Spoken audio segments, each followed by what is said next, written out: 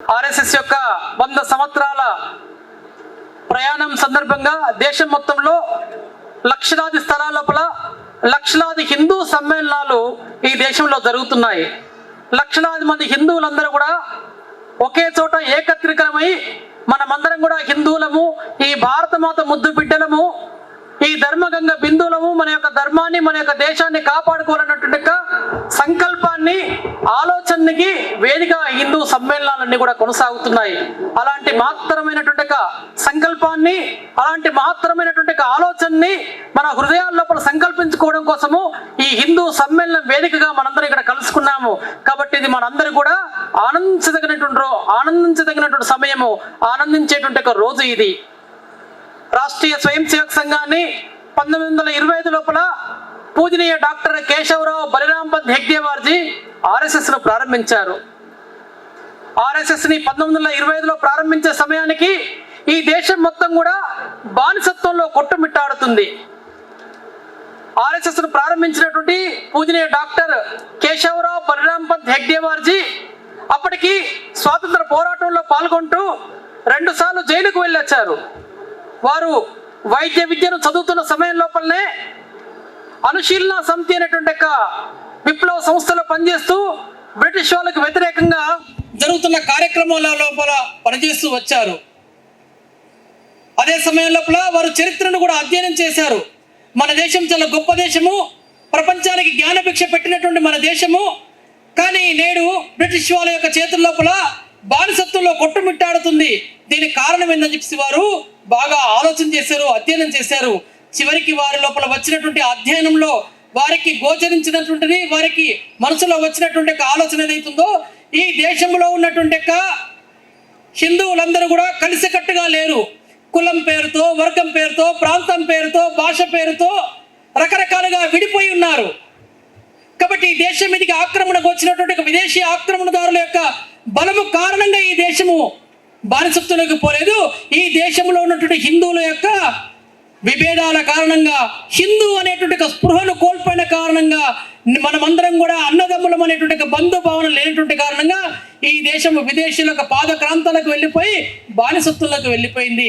కాబట్టి ఈ దేశం తిరిగి శక్తివంతం కావాలి, ఈ దేశం సంఘటితంగా ఉండాలి, భవిష్యత్తులో ఇంకెప్పుడు కూడా బానిసత్వంలోకి వెళ్ళకూడదు అనుకుంటే ఈ దేశంలో ఉన్నటువంటి హిందువులందరూ కూడా కులము, వర్గము, వర్ణము, ప్రాంతము, భాష అనేటి ఇవన్నీ కూడా వదిలిపెట్టేసి ఒక పూల మాలలో ఉన్నటువంటి పూలలాగా అందరూ కూడా కలిసి ఉండాలి.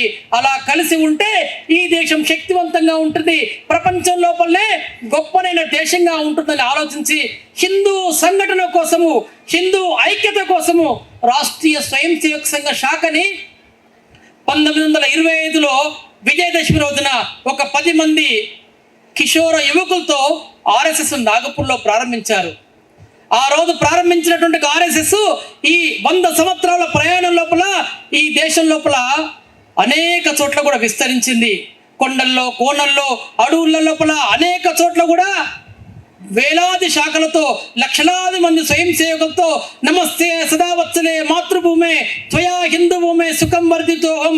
ఓ భూమి, ఓ మాతృభూమి, నీ వల్లే నేను సుఖంగా వర్ధిల్లుతున్నాను. నా ఈ శరీరము, ఈ దేహము నీ కొరకే సమర్పించబడగాక, నిరంతరము నేను నీకు నమస్కరిస్తూనే ఉంటాను అనేటువంటి భారత మాతకు ప్రార్థన చేస్తూ ఈ దేశంలో అనేక చోట్ల కూడా లక్షలాది మంది ప్రజలందరూ కూడా ఈ భారత మాతకి నిరంతరం ప్రార్థన చేస్తూ దేశం మొత్తంలో భారత మాత పట్ల భక్తి భావనతో అనేక చోట్ల ఈ ప్రార్థనతో ఘోషిస్తూ దేశం మొత్తంలో ఒక దేశభక్తి వాతావరణంతో ఈరోజు దేశం మొత్తంలో ఒక జాతీయవాద స్ఫూర్తితో ఈరోజు నెలకొంది.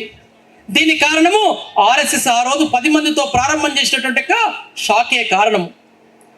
ఈ 100 సంవత్సరాల ప్రయాణం లోపల ఈ దేశం లోపల జరిగినటువంటి అనేక సంఘటనల లోపల ఈ దేశం ఎదుర్కొన్నటువంటి అనేక విపత్తుల లోపల కానీ, అనేక సందర్భాల లోపల కానీ ఈ దేశం కోసం ఆర్ఎస్ఎస్ స్వయం సేవకులు పనిచేస్తూ వచ్చారు. ఈ దేశ పునర్నిర్మాణం లోపల రాష్ట్రీయ స్వయం సేవక్ సంఘ స్వయం సేవకులు చేసినటువంటి కృషి అనిర్వచనీయమైనటువంటిది. ఆర్ఎస్ఎస్ స్వయం సేవకులు చేసినటువంటి అనేక రకాల సేవా కార్యక్రమాలను కూడా ఈ దేశ పునర్నిర్మాణ చరిత్ర లోపల వాళ్ళకంటూ తప్పకుండా ఒక పేజీ ఉంటుంది. 1947 1947 భారతదేశం స్వాతంత్రం ఒకవైపు వచ్చింది, ఇంకోవైపు ఈ దేశము 3 ముక్కలైపోయింది. పక్కన ఉన్నటువంటి పాకిస్తాన్ నుంచి వెళ్ళి మన యొక్క హిందువులందరినీ కూడా శరణార్థులాగా తరిమి వేస్తుంటుంటే, అప్పుడే మొట్టమొదటిసారిగా ఎన్నికైనటువంటి ఈ దేశంలో ఉన్నటువంటి స్వతంత్ర ప్రభుత్వము ఆ హిందువులను ఆదుకునే పరిస్థితి లేకపోతే పంజాబ్ సరిహద్దు వెంట రాష్ట్రీయ స్వయం సేవకులందరూ కూడా శరణార్థి శిబిరాలు ఏర్పాటు చేశారు. అనేక మంది హిందువులకి ఆశ్రయం కల్పించారు. అనేక మంది తల్లుల యొక్క మాన ప్రాణాలని కాపాడారు. పాకిస్తాన్ నుంచి రావాలనుకున్న చివరి హిందూ ఎవరైతే ఉంటాడో అతను ఆర్ఎస్ఎస్ కార్యకర్త మాత్రమే కావాలని చెప్పేసి ఆ రోజు పూజనీయ గురూజీ ఇచ్చిన పిలుపు మేరకి అక్కడ ఉన్నటువంటి హిందువుల యొక్క మాన ప్రాణాలని కాపాడడం కోసము ఆర్ఎస్ఎస్ స్వయం సేవకులు అనేక మంది త్యాగం చేశారు. అదే సమయం లోపల పక్కన ఉన్నటువంటి పాకిస్తాను కుటిల బుద్ధితోని మన దేశానికి మణికిరీటమైనటువంటి జమ్మూ కాశ్మీర్ను ఆక్రమించుకోవాలని ప్రయత్నం చేస్తూ వచ్చింది. బ్రిటిష్ వాడు పోతూ ఈ దేశంలో ఉన్న సంస్థలన్నీ కూడా భారత్లో విలీనం కావాలని కూడా కావచ్చు, లేకపోతే లేదు అని చెప్పి ఒక మెలుక పెట్టిపోయాడు.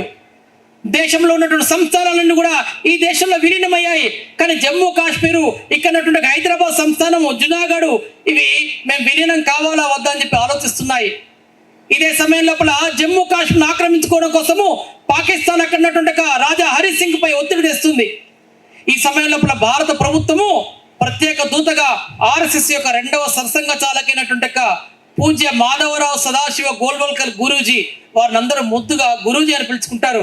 వారిని ప్రత్యేక దూతగా కాశ్మీర్ పంపించి రాజా హరిసింగ్తో మాట్లాడి మీరు భారత్లో ఉండాలని చెప్పి మాట్లాడి ఒప్పించి జమ్మూ కాశ్మీర్ ఈరోజు భారత్లో ఉండడం కోసము వారిని విలీనంలో జరగడం కోసం వారిని ఒప్పించి వచ్చారు. ఇది తెలిసినటువంటి పాకిస్తాన్ కాశ్మీర్ని ఆక్రమించుకోవడం కోసం సైనికులు పంపితే అక్కడ మన భారత సైనికులు వెళ్ళడం కోసము అక్కడ విమానంలో దిగడం కోసం కావాల్సినటువంటి రన్వే సరిగా లేదంటే వెంటనే వందలాది మంది స్వయం సేవకులు వెళ్ళేసి రాత్రింబవళ్ళు కష్టపడేసి అక్కడ ఉన్నటువంటి విమానాలు దిగడం కోసం కావాల్సిన రన్వేను సిద్ధం చేశారు. తద్వారా మన భారతీయ సైనికులు వెళ్ళేసి కాశ్మీర్ను ఆక్రమించుకోవడం కోసం వచ్చినటువంటి కసాయి కర్కశ తురుకులైన పాకిస్తాన్ ముష్కరుల్ని తరిమి వేసి జమ్మూ కాశ్మీర్ని కాపాడాడు.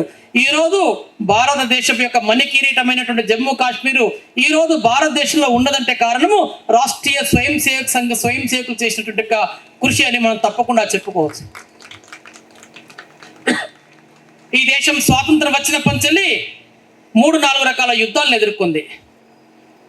జరిగినటువంటి ప్రతి యుద్ధం లోపల ఆర్ఎస్ఎస్ స్వయం సేవకులు ప్రభుత్వానికి, సైన్యానికి ఆ యుద్ధ సమయం లోపల సమాజంలో అందరి మధ్యన ఒక సన్నద్ధతని, ఈ దేశం పట్ల ఒక జాగృతని ఉంచేటువంటి ప్రయత్నము స్వయం సేవకులు నిర్వర్తించు వచ్చారు.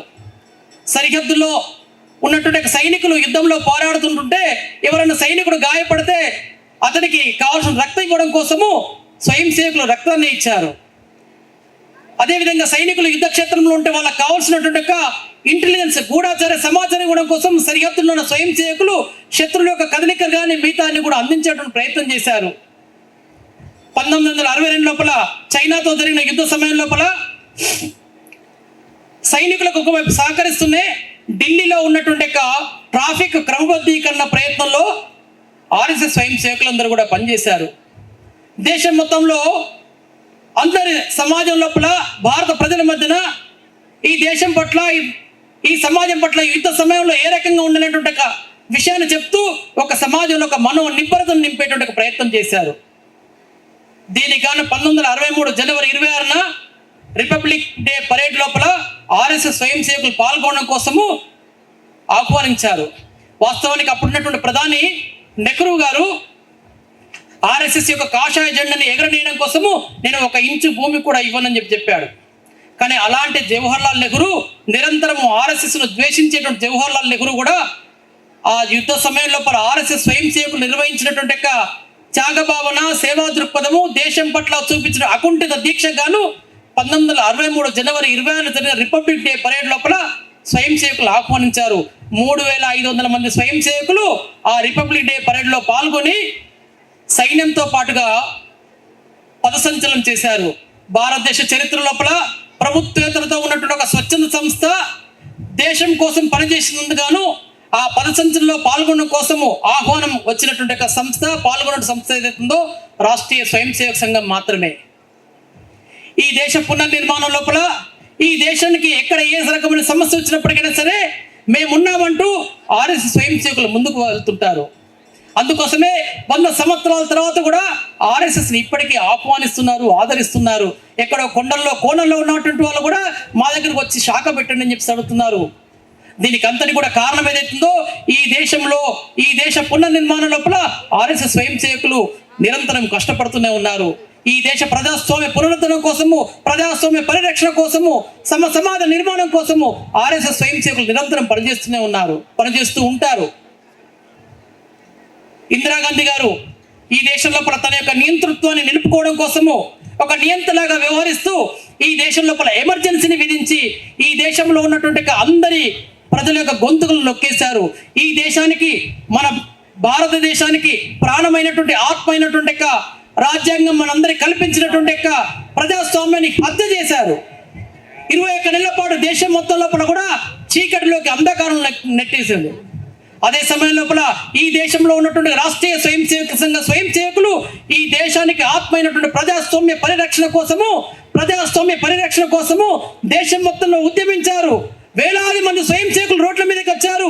అనేక మంది సంఘ ప్రేరణతో మహిళలు, మాతృమూర్తులు రోడ్ల మీదకి వచ్చేసి ఈ ప్రజాస్వామ్య పరిరక్షణ కోసము ధర్నాలు నిర్వహించారు, నిరసన ప్రదర్శన చేశారు, సత్యాగ్రహాలు చేశారు, హర్తాలు చేశారు. 70,000 మందికి పైగా జైళ్లలోకి వెళ్ళారు ప్రజాస్వామ్య పరిరక్షణ కోసము.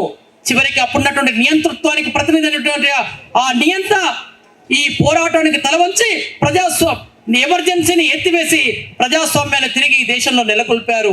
భారతదేశ స్వాతంత్ర పోరాటం తర్వాత ఈ దేశం లోపల ఎక్కువ వస్తుంది. ఈ దేశంలో ఇన్ని వేల మంది దేశం కోసము జైల్లోకి వెళ్ళినటువంటి సంఘటన ఏదైతుందో, ఆ సంస్థ ఏదైతుందో రాష్ట్రీయ స్వయం సేవక సంఘం మాత్రమే. 70,000 మంది కార్యకర్తలు జైల్లోకి వెళ్ళారు. తమ యొక్క వ్యక్తిగత జీవితాన్ని, తమ యొక్క ఉద్యోగాల్ని, తమ యొక్క వ్యక్తిగత ఆస్తులన్నిటి కూడా నాశనం చేసుకుని ఈ దేశ ప్రజాస్వామ్య పరిరక్షణ కోసము తమను తాము సమర్పించుకున్నారు. ఈ దేశం కోసము నిరంతరము సమర్పించుకొని జీవించాలనుకునేటువంటి వ్యక్తి ఎవరంటే ఆర్ఎస్ఎస్ స్వయం సేవకు మాత్రమే. అందుకే ఆర్ఎస్ఎస్ స్వయం సేవకు నిరంతరం ఏమంటా అంటే, తేరా వైభవ్ సదా రహే మా, హమ్ 4 దిన్ రహే నా రహే. ఓ తల్లి, ఓ భారతమాత, నీ వైభవం నిలపగా, నీ ఘనత నిలపగా నేను ఈ భూమి మీద 4 రోజులు బతికినా ఒకటే, బతకకున్నా ఒకటే. నా జీవిత లక్ష్యము నీ వైభవం కోసమే అని చెప్పేసి, నా ఈ పుత్రుడుగా నీ కొరకే నా జీవితం అని చెప్పేసి నిరంతరము తన యొక్క సంకల్పం ఉంటుంది. అందుకే ఆర్ఎస్ఎస్ స్వయం సేవకులు ప్రతినిత్యము చేసే ప్రార్థన లోపల పతద్వేషకాయో నమస్తే నమస్తే, ఓ మాతృభూమి, ఈ నా శరీరము నీ కొరకే సమర్పించబడగాక అనేటువంటి ఆనందంతో చెప్తుంటుంటాడు. ఈ దేశం లోపల అనేక సందర్భాల లోపల ప్రకృతి వైపరీత్యాలు వచ్చాయి. అనేక సందర్భాల లోపల ఈ ప్రకృతి వైపరీత్యాలు వచ్చిన సందర్భం లోపల ఆర్ఎస్ఎస్ స్వయం సేవకులు ప్రభుత్వం కన్నా ముందే అక్కడికి వెళ్ళిపోయి రకరకాలైన సేవా కార్యక్రమాలు చేస్తూ వచ్చారు. కులము, వర్గము, వర్ణము, మతము ఎలాంటి విచక్షణ లేకుండా, ఎలాంటి విభజన లేకుండా అక్కడ కావాల్సినటువంటి సహాయాన్ని అందిస్తూ వచ్చారు. ఒకసారి కజకిస్తాన్ అరబ్ నుంచి వస్తున్న 2 విమానాలు గాల్లో ఢీకొని కుప్పకూలాయి. అందులో ఉన్న ప్రయాణికులందరూ కూడా ముస్లింలే. వాళ్ళందరూ కూడా చనిపోయారు. ఈ ఘటన తెలిసిన తర్వాత వెంటనే స్థానికంగా ఉన్నటువంటి ఆర్ఎస్ఎస్ స్వయం సేవకులందరూ కూడా ఆ స్థలానికి వెళ్ళిపోయారు. అక్కడ చెల్లా చెదురుగా పడున్న శివాలన్నీ కూడా ఒక దిక్కు పేర్చి వాళ్ళ యొక్క సామాన్లన్నీ, వాళ్ళ యొక్క వస్తువులన్నీ కూడా ఒక చోటికి పెట్టేసి, ఒక దిక్కు పెట్టేసి అక్కడ స్థానికంగా ఉన్నటువంటి వాళ్ళ యొక్క సాంప్రదాయానికి అనుగుణంగా ఉన్నటువంటి మౌల్యులకు వాళ్ళందరికీ కూడా అప్పచెప్పేశారు. అక్కడ ఈ సంఘటన అంతా చూసినటువంటి ఆ మౌల్యులు, ఆ మసీదులో ఉన్నటువంటి ఇమాములు చూసి ఆశ్చర్యపోయారు. చివరికి ఒకరోజు అక్కడ ఉన్నటువంటి ఆ సేవా కార్యక్రమంలో పాల్గొన్నటువంటి ఆర్ఎస్ఎస్ స్వయం సేవకులందరూ కూడా ఆ మసీదుకు పిలిచి మేము ఇప్పటివరకు ఆర్ఎస్ఎస్ అంటే మతోన్మాద సంస్థ, ఇస్లాంకు వ్యతిరేకము, లేకపోతే పలానా దానికి వ్యతిరేకం అనేటువంటి తప్పుడు సమాచారంతో, తప్పుడు అభిప్రాయంతో ఉన్నాము. కానీ ఈరోజు మీరు చేసిన సేవతో మా కళ్ళు తెలుసుకున్నాయి. ఈరోజు మీరు చేసిన సేవతో ఆర్ఎస్ఎస్ అంటే మానవత్వానికి కేర్ ఆఫ్గా మేము అనుకుంటున్నాము. ఆర్ఎస్ఎస్ అంటే సేవకు చిరునామాగా అనుకుంటున్నాం అని చెప్పారు. అక్కడ ఉన్న స్వయం సేవకులకు అందరూ కూడా అక్కడ మసీదు లోపల ఆ మౌల్వి సన్మానం చేశారు. వాళ్ళందరూ కూడా సంతోషపడ్డారు. ఆర్ఎస్ఎస్ ఎప్పుడు కూడా ఏ కులము, వర్గము, వర్ణము ఎలాంటి వివక్షత లేకుండా ఈ దేశం కోసము, ధర్మం కోసమే జీవించాలని చెప్పేసి అనుకుంటుంది. అందుకే ఆర్ఎస్ఎస్ అనగానే అనేక మంది పెద్దలు ఏమన్నారంటే ఆర్ఎస్ఎస్ అంటే రెడీ ఫర్ సెల్ఫ్లెస్ సర్వీస్ అంటారు. ఎలాంటి స్వార్థం లేకుండా తన జేబులోకి వెళ్ళి రూపాయి ఖర్చు పెట్టుకుంటూ తన ఇంట్లో తింటూ సమాజం కోసం పనిచేస్తుంటారు. అలాంటి ప్రేరణ ఆర్ఎస్ఎస్ శాఖలో దొరుకుతుంది. ఒకసారి మన దేశం నుంచి వెళ్ళినటువంటి వారు విదేశాల్లో పర్యటన చేస్తున్నప్పుడు మీ దేశం గురించి, మీ దేశంలో ఉన్నటువంటి యువతకి శీలము గురించి చెప్పేటువంటి సంస్థ ఏదైనా ఉందా అని అడిగారట. అప్పుడు వెంటనే అప్పుడున్నటువంటి నాయకుడు నిరంతరం ఆర్ఎస్ఎస్ను ద్వేషిస్తుంటారు, కానీ వెంటనే మా దేశంలో రాష్ట్రీయ స్వయం సేవక సంఘం ఉందండి అని చెప్పారట.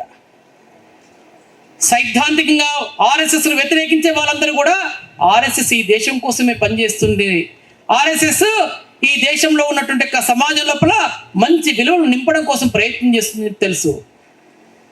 ఆర్ఎస్ఎస్ ఈ దేశం లోపల 1,80,000కు పైగా సేవా కార్యక్రమాలు నిర్వహిస్తుంది. 1,80,000కు పైగా సేవా కార్యక్రమాలని ఈ దేశంలో నిర్వహిస్తుంది. దీనులు, దుఃఖితులు, దైన్యులు, పీడితులు, తాడితులు, అణగారిన వర్గాలు ఎక్కడెక్కడైతే ఉన్నారో వాళ్ళందరి యొక్క హృదయాలకు స్వాంతన చేకూర్చే విధంగా ఆర్ఎస్ఎస్ స్వయం సేవకులు వెళ్ళేసి మీకు మేము ఉన్నామని చెప్పేసి వాళ్ళ భుజం మీద చేయి వేసి వాళ్ళ యొక్క జీవితాలకి, వాళ్ళ యొక్క అవసరాలకి భరోసా ఇస్తూ పనిచేస్తున్నారు. విద్య, వైద్యము, సంస్కారము, ఉపాధి శిక్షణ కార్యక్రమాలు, ఇలా రకరకాలైనటువంటి కార్యక్రమాలను కూడా స్వయం సేవకులు ఎలాంటి ప్రభుత్వ సహకారం లేకుండా స్థానికంగా ఉన్నటువంటి సమాజ సహకారంతో సమాజాన్ని కలుపుకొని ఆర్ఎస్ఎస్ స్వయం సేవకులు సేవా కార్యక్రమాలు చేస్తున్నారు. ఎక్కడైతే ప్రభుత్వం కూడా వెళ్ళలేదో, ఎక్కడైతే ప్రభుత్వ సౌకర్యాలు కనీసం కూడా లేవో అలాంటి చోట్ల సింగిల్ టీచర్ స్కూల్స్ పెడుతున్నారు. ఆయా బస్తీ లోపల చదువుకునే వాతావరణం లేకపోతే అక్కడ ఏదో ఒక గదిలో చిన్నగా తీసుకొని, కమ్యూనిటీ హాల్లో తీసుకొని అక్కడ ఉన్నట్టు స్వయం సేవకు వాళ్ళందరినీ కూర్చొని చదివిస్తున్నాడు. సాయంత్రం అయితే అటు ఇటు తిరిగి చెడిపోతుంటారు కాబట్టి ఆ బస్తీ లోపల వాళ్ళందరినీ కూర్చొని పెట్టేసి వాళ్ళు చక్కగా చదువుకుంటట్టు వాళ్ళని ప్రోత్సహిస్తున్నారు. ఎక్కడైతే సరైనటువంటి వైద్యం కూడా లేదో అట్లాంటి చోటికి ఆరోగ్య కార్యకర్తలుగా స్వయం సేవకులు ప్రశిక్షణ పొందేసి అక్కడ వైద్య శిబిరాలు నిర్వహిస్తుంటారు.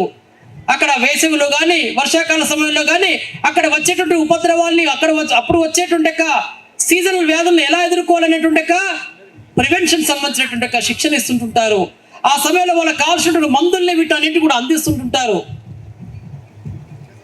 ఎక్కడైతే ఆ గ్రామంలో ఉన్నటువంటి యువకులు, మహిళలకి ఉపాధి కనుక లేకుంటే అక్కడ కుట్టు శిక్షణ కేంద్రాలు కావచ్చు, లేకపోతే క్యాండిల్ తయారీ లాంటివి కావచ్చు, ఏసీ టెక్నీషియన్ రిపేరింగ్ నేర్పించడము, మొబైల్ రిపేరింగ్ నేర్పించడము, ఇలాంటి రకరకాలైనటువంటి ఉపాధి శిక్షణ కార్యక్రమాలు నేర్పించడం ద్వారా, ఉపాధి శిక్షణ కల్పించడం ద్వారా అక్కడ ఉన్నటువంటి సమాజము తమ కాళ్ళపై తాము నిలబడుతున్నారు. ఇలా దేశం లోపల 1,80,000కు పైగా సేవా కార్యక్రమాలు ఆర్ఎస్ఎస్ స్వయం సేవకులు నిర్వహిస్తున్నారు. భారతదేశ చరిత్ర లోపల ఎలాంటి ప్రభుత్వ సహకారం లేకుండా ప్రజల కొరకే నిర్వహించేటువంటి సేవా కార్యక్రమాలు ఆర్ఎస్ఎస్ స్వయం సేవకులు మాత్రమే ఉన్నారు. ఇంకా మిగతా అనేక సంస్థలన్నీ కూడా తాము సేవ చేస్తామని చెప్పి ముందుకు వచ్చేసి అక్కడ ఉన్నటువంటి వాళ్ళ యొక్క మతాన్ని మార్చేటువంటి ప్రయత్నం చేస్తుంటారు. కానీ ఆర్ఎస్ఎస్ ఎప్పుడు కూడా ఇలాంటి పనులు కాకుండా అక్కడ ఉన్నటువంటి సమాజం లోపల ఉన్నటువంటి స్వాభిమానాన్ని జాగృతం చేయడం కోసము, వాళ్ళ లోపల ఉన్నటువంటి వాళ్ళ యొక్క జీవన దిశను మార్చడం కోసము ఆర్ఎస్ఎస్ స్వయం సేవకులు పనిచేస్తుంటుంటారు. ఈ 100 సంవత్సరాల చరిత్ర లోపల ఆర్ఎస్ఎస్ అనేక రకాలైన సంస్థలు కూడా స్వయం సేవకులు ప్రారంభం చేశారు. ఈ దేశాన్ని ఈ సమాజాన్ని ప్రభావితం చేసేటువంటి అనేక రంగాల లోపల స్వయం సేవకులు పనిచేస్తూ ఆ రంగంలో పనిచేస్తున్నటువంటి కారణంగా ఈ జాతీయ జీవనం లోపల జరగాల్సిన మార్పు కోసం ప్రయత్నం చేస్తున్నారు. కాలేజీల లోపల యువకుల మధ్యన దేశభక్తి వాతావరణం నింపడం కోసము అఖిల భారతీయ విద్యార్థి పరిషత్ పేరుతో విద్యార్థుల లోపల జాతీయ భావన నింపడం కోసం ప్రయత్నం చేస్తున్నారు. స్వాతంత్రం వచ్చిన తర్వాత దేశం లోపల కమ్యూనిస్టు ప్రభావం పెరిగిపోతుంది. ఈ దేశంలో ఉన్నటువంటి కళాశాల క్యాంపస్లన్నీ కూడా విదేశీ భావజాలంతో నిండి ఈ దేశ వ్యతిరేక శక్తులకు ఎదుగుతున్న సందర్భం లోపల ఆర్ఎస్ఎస్ స్వయం సేవకులు అఖిల భారతీయ విద్యార్థి పరిషత్ను ప్రారంభించి కళాశాల క్యాంపస్ల నుంచి విదేశీ భావజాల సిద్ధాంతం లేకుండా చేసివేసి స్వదేశీ భావజాల సిద్ధాంతంతో భారత మాతకు జయగానం చేసేటువంటి యువతరాన్ని నవతరాన్ని నిర్మాణం చేస్తూ వస్తున్నారు ఏబీవీపీ. ఈ దేశంలో ఉన్నటువంటి హిందువులందరూ రకరకాలైనటువంటి పంతాల పేరుతో, రకరకాలైనటువంటి ఆచారాల పేరుతో విడిపడి ఉన్నారు. కాబట్టి హిందువులందరినీ కూడా ఒకే చోట సంఘటితం చేయాలి ధార్మికమైన ఆలోచనతో విశ్వ హిందూ పరిషత్ అనేటువంటి సంస్థను ప్రారంభం చేశారు. భారతదేశ చరిత్ర లోపల ఈ దేశంలో ఉన్నటువంటి శంకరాచార్యులు మిగతా అనేక రకాల మఠాలు పంతాలకు చెందినటువంటి అనేక స్వామీజీలందరూ కూడా ఒకే వేదిక మీదకి తీసుకొచ్చేసి విశ్వ హిందూ పరిషత్ అనేటువంటి సంస్థను ప్రారంభించారు. ఆ విశ్వ హిందూ పరిషత్ యొక్క సంస్థను ప్రారంభించినప్పుడు అక్కడ ఉన్నటువంటి స్వామీజీలు వాళ్ళందరూ కూడా అందరూ ఏకకంఠంతో హైందవ సోదరా సర్వే నా హిందూ పతితో భవేత్ మమ దీక్ష హిందూ రక్ష మమ మంత్ర సమానత అని చెప్పించారు. హైందవ సోదరా సర్వే అంటే ఈ దేశంలో ఉన్నటువంటి హిందువులందరూ కూడా సోదరులే. నా హిందూ పతితో భవేత్, ఎవరు కూడా అంటరాని వాడు కాదు, ఎవరు కూడా అంటరాని వాళ్ళు కాదు. ఈ దేశంలో పుట్టినటువంటి ప్రతి ఒక్కరు కూడా అమృత పుత్రులే. స్వామి వివేకానంద ఏమన్నా అంటే ఈ భారత భూమి ఏదైతుందో ఇది సాక్షాత్తు దేవతలు నడయాడేటువంటి భూమి, దేవతలు జన్మించినటువంటి భూమి. కాబట్టి ఈ దేశంలో పుట్టినటువంటి ప్రతి ఒక్కరు కూడా అమృత పుత్రులే. ఎవరు కూడా పాపి కాదు, ఎవరు కూడా అంటరాని వాళ్ళు కాదు. హిందుత్వంలో ఉన్నటువంటి సమానత్వమే నా మంత్రము, హిందువును రక్షించడమే నా యొక్క దీక్ష అనేటువంటి సందేశాన్ని, సంకల్పాన్ని విశ్వ హిందూ పరిషత్ ద్వారా ఈ దేశం లోపల ధార్మిక సామాజిక సాంస్కృతిక విప్లవం కోసము విశ్వ హిందూ పరిషత్ స్వయం సేవకులను ఏర్పాటు చేశారు. ఈ దేశంలో ఉన్నటువంటి కార్మిక రంగం లోపల కమ్యూనిస్టు భావజాల సిద్ధాంతంతో ఈ దేశానికి ఈ సంస్కృతికి వ్యతిరేకంగా పనిచేసేటువంటి వాతావరణం నిర్మాణం చేస్తుంటే అక్కడ స్వయం సేవకులు వెళ్ళేసి కార్మిక రంగం లోపల భారతీయ మజ్దూర్ సంఘ్ అనేటువంటి సంస్థను ఏర్పాటు చేశారు. కమ్యూనిస్టులందరూ కూడా ప్రపంచ కార్మికులారా ఏకం కండి అని ఈ ప్రపంచం నుంచి కార్మికులందరూ ఒకరికి తీసుకువెళ్తే భారతీయ మజ్దూర్ సంఘ్ పేరుతోనే కార్మికులారా ప్రపంచాన్ని ఏకం చేయనటువంటి సకారాత్మక నినాదాన్ని ఇచ్చేసి ఈ కార్మికులందరి లోపల ఒక జాతీయ భావన నింపేటువంటి ప్రయత్నం చేశారు. కార్మికుల లోపల విదేశీ కమ్యూనిస్టు భావజాల సిద్ధాంతం నిర్మాణం చేసి ఈ దేశాన్ని వ్యతిరేకంగా చేసే ప్రయత్నం చేశారు. 1962లో చైనాతో జరిగిన యుద్ధ సమయం లోపల ఈ దేశంలో మందుగుండు ఫ్యాక్టరీలలో పనిచేస్తున్నటువంటి కమ్యూనిస్టులందరూ కూడా ఆ చైనా మా యొక్క కమ్యూనిస్ట్ సిద్ధాంతం అనుకూలమైన దేశము కాబట్టి ఈ చైనా పైకి యుద్ధానికి వెళ్ళే సైనికులకి మందుగుండు సామాగ్రి అందకూడదు అని చెప్పేసి అప్పుడున్నటువంటి కమ్యూనిస్ట్ నాయకుల చేతిలో ఉన్నటువంటి యూనియన్లన్నీ కూడా ధర్నాలు చేశారు, నిరసన ప్రదర్శన చేశారు. గర్జించి రష్యా, గాండించి చైనా అని చెప్పేసి నినాదాలు ఇస్తూ విదేశాలకు మద్దతుగా పలికేటువంటి సిద్ధాంతాన్ని ఇక్కడ కార్మికుల లోపల ప్రవేశపెడితే ఆ కార్మికుల హృదయాల లోపల స్వదేశీ భావన, జాతీయ భావన నింపే విధంగా భారతీయ మజ్దూర్ సంఘ్ను నిర్మాణం చేశారు. ఈరోజు భారతదేశం లోపల ప్రపంచం లోపలనే గొప్పనైనటువంటి గ్రేటెస్ట్ బిగ్గెస్ట్ ఆర్గనైజేషన్ ఏదంటే భారతీయ మజ్దూర్ సంఘ్. ఈ దేశపు విలువలతో, ఈ దేశపు సాంస్కృతిక జీవన నేపథ్యంతో కార్మికులు పనిచేయాలని చెప్పేసి భారతీయ మజ్దూర్ సంఘ్ పనిచేస్తుంటుంది. ఈ దేశంలో ఉన్నటువంటి ఎదుగుతున్నటువంటి యువతరము, ఎదుగుతున్న బాలలు వీళ్ళందరి లోపల జాతీయ భావనలు ఉండాలి, ఈ దేశం పట్ల హిందుత్వం పట్ల ధర్మనిష్ట కలిగి ఉండాలని చెప్పేసి శిశు మందిరాలు ప్రారంభం చేశారు.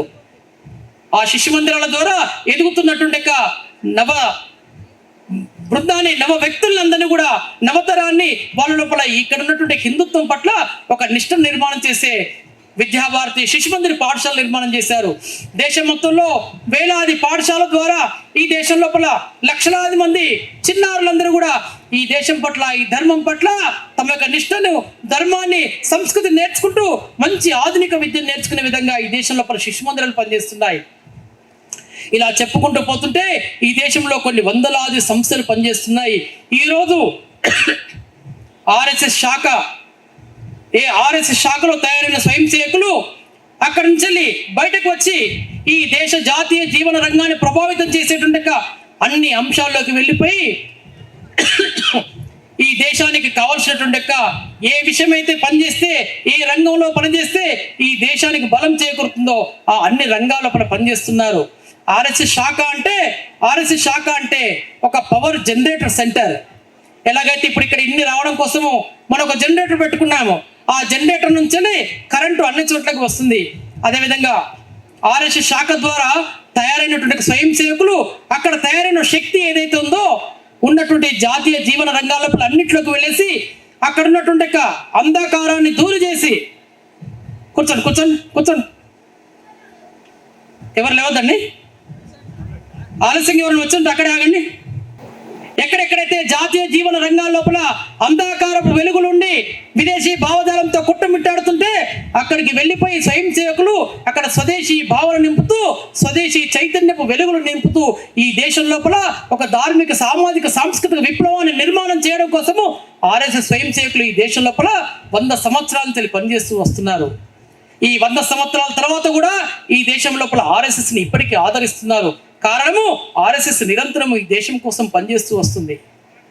నేను మొన్న మెట్రోలో వస్తుంటే ఒక కార్యకర్తతో ఫోన్లో మాట్లాడుతుంటే పక్కకుంటున్నట్టు ఒక వ్యక్తి నేను ఫోను ఆపేసిన తర్వాత ఏమండి మీరు ఆర్ఎస్ఎస్ అన్నారు. అవును అన్నాను. ఎలా తెలిసిందంటే మీరు మాట్లాడుతుంటే మీ భావజాలం మీ మాటలు పట్టేసి మీరు ఆర్ఎస్ఎస్ అని తెలిసిందన్నారు. ఓ సంతోషం చేసి పరిచయం చేసుకున్నాను. మీకు ఆర్ఎస్ఎస్ తెలుసా అంటే నాకు ఆర్ఎస్ఎస్ తెలియదు, కానీ ఆర్ఎస్ఎస్ యొక్క సిద్ధాంతం తెలుసు అన్నారు. ఆ తర్వాత కొద్దిసేపు మాట్లాడిన తర్వాత ఇప్పుడు అమెరికా, ఇరాన్, ఇజ్రాయెల్ ఈ మధ్యన యుద్ధం జరుగుతుంది కదా, కాబట్టి దీని పట్ల మీ అభిప్రాయం ఏందని అడిగారు. అప్పుడు నేను అన్నాను, అక్కడెక్కడో అల్లంతో దూరాన యుద్ధం జరుగుతుంది కదా, కాబట్టి దాని గురించి ఆర్ఎస్ఎస్కు మిగతా వాటి గురించి ఏముంటుంది? లేదండి, ఆ యుద్ధ ప్రభావం ఈ దేశం మీద ఎలా ఉంటుందో తప్పకుండా మీ ఆర్ఎస్ఎస్ ఆలోచిస్తుంటుంది. ఎందుకంటే ఆర్ఎస్ఎస్ ప్రపంచంలో జరిగేటువంటి ఏ సంఘటనలు కానీ ఈ దేశంలో జరిగేటువంటి ఏ చిన్న సంఘటన కానీ ఈ దేశంపై ఎలా ప్రభావం చూపిస్తుంది, ఈ దేశం యొక్క మంచి ఏంది, ఈ దేశం యొక్క చెడు ఏందని నిరంతరం ఆలోచించేటువంటి సంస్థ ఏదంటే ఆర్ఎస్ఎస్ మాత్రమే. కాబట్టి తప్పకుండా ఈ దేశం గురించి మీరు ఆలోచిస్తూనే ఉంటారని చెప్పేసి అతను చాలా గట్టిగా చెప్పాడు. అతనికి ఆర్ఎస్ఎస్ ఏం పరిచయం లేదు, కానీ ఆర్ఎస్ఎస్ గురించి విన్నాడంతే. దీనికి కారణము ఆర్ఎస్ఎస్ మొట్టమొదటి ఆలోచన, చిట్ట చివరి ఆలోచన కూడా ఈ దేశం కోసమే ఉంటుంది. ఈ దేశ భవితవ్యం గురించి ఆలోచిస్తుంది. ఇది ఈ దేశంలో ఉన్నటువంటి అందరి కూడా నమ్మకము.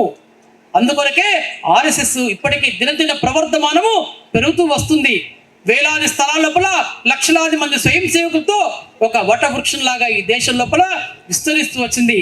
ఈ దేశం లోపలనే కాదు, ప్రపంచంలో ఉన్నటువంటి అనేక దేశాల లోపల ఆర్ఎస్ఎస్లో తయారైన స్వయం సేవకులు వెళ్ళేసి అక్కడ హిందూ చైతన్యం కోసము, హిందూ పునర్జీవనం కోసము, హిందూ సంస్కృతి పునరుద్ధానం కోసం అనేక చోట్ల కూడా స్వయం సేవకులు పనిచేస్తున్నారు. ఎక్కడెక్కడైతే హిందువులకి ప్రమాదం కలుగుతుందో అక్కడ హిందువుల కోసము, అక్కడ ఉన్నటువంటి హిందువులందరూ కూడా బలంగా తమ యొక్క గళాన్ని వినిపించడం కోసము స్వయం సేవకులు పనిచేస్తూ వస్తున్నారు. నిన్నగాక మన బంగ్లాదేశ్లో అక్కడ ఉన్నటువంటి హిందువులపై దాడులు జరుగుతుంటుంటే ప్రపంచ దేశాల్లో ఉన్నటువంటి హిందువులందరినీ కూడా సంఘటితం చేసి ఆయా దేశాల్లో ఉన్నటువంటి రాయబార కార్యాలయాల ముందు కానీ యుఎన్ఓ ముందు కానీ పెద్ద ఎత్తున నిరసన ప్రదర్శన చేసి బంగ్లాదేశ్లో ఉన్నటువంటి హిందువుల కాపాడాలి అని బంగ్లాదేశ్ ప్రభుత్వంపై ఒత్తిడి తెచ్చే విధంగా అనేక రకాలైన కార్యక్రమాలు చేశారు.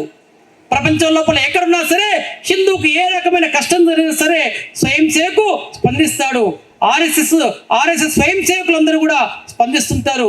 కాబట్టి ఈ దేశం లోపల హిందూ ధర్మ రక్షణ కోసము, హిందూ పునర్జీవనం కోసము మన దేశం ఏదైతే కోల్పోయిందో వ్యక్తి నిర్మాణం ద్వారా జాతి పునర్నిర్మాణం జరగాలని ఈ దేశము ఒకప్పుడు ప్రపంచం లోపల విశ్వగురువుగా ఉండేది, ప్రపంచానికి జ్ఞానభిక్ష పెట్టినటువంటి దేశము.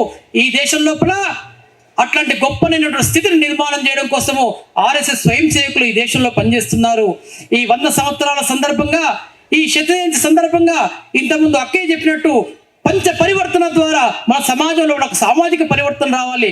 ఈ హిందూ సమ్మేళనం ద్వారా మనందరం కూడా ఇక్కడ కలుసుకుని కేవలం కలుసుకున్నాము, ఆట పాట చూసాము, 4 మాటలు వినిపోయామని కాకుండా ఇక్కడి నుంచి మనందరూ ఒక సంకల్పాన్ని తీసుకోవాలి. ఈ పంచ పరివర్తన మన జీవితంలో ఆచరించబడాలి. తద్వారా ఈ సామాజిక పరివర్తన జరగాలి.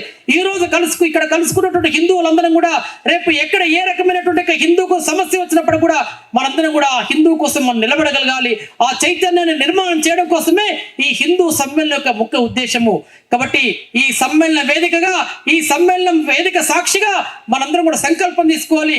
ఎక్కడ ఏ రకంగా హిందూకు ఆపద కలిగినప్పుడైనా సరే మేమందరం కూడా ఒకే గొంతుగా మనం నిలదీస్తామనేటువంటి సంకల్పాన్ని మనం అందరం తీసుకోవాలని కోరుతూ ఈ అవకాశం ఇచ్చినటువంటి ఈ సమ్మేళన నిర్వాహకులందరూ కూడా హృదయపూర్వకంగా కృతజ్ఞత తెలుపుతూ ముగిస్తున్నాను. జై హింద్, జై భారత్.